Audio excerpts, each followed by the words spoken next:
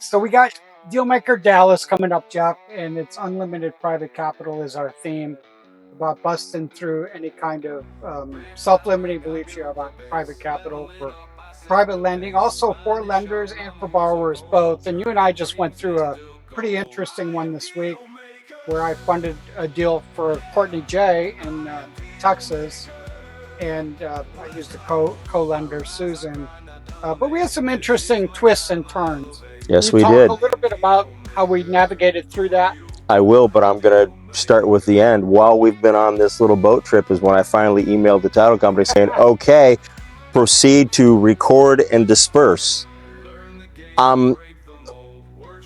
Private lending is not the wild, wild west in my world. It is, we have to do it right. We have to pay attention to the details. Do matter. Oh, they matter immensely. And when the seller, or God forbid, a wholesaler gets involved, a lot of the details get blurred over.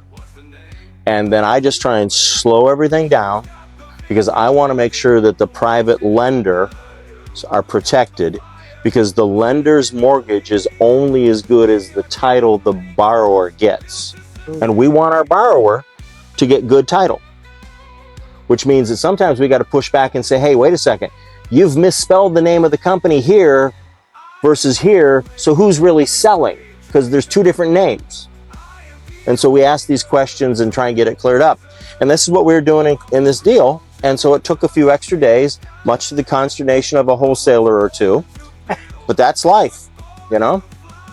So what could have happened if we didn't verify who had signing authority to sign that deed? Well, we could have had a deed coming from the wrong company to your borrower, the buyer, and we would have then had a loan secured by a deed of trust on a property that she really didn't know. And does that actually sometimes happen? Yes, it does happen. Ask me how I know, because we've had two of these in the last week. And a month ago, we had a major title fraud issue up in Spring Hill, Florida, just north of Tampa. And that investor, really smart lady, she's been on Sunrisers and talked about it. I've been able to help her a little bit get this thing sorted out. It is, you've got to pay attention. And what scares me is we used to always just trust title companies to do everything for us. Now I got to go behind them and check everything.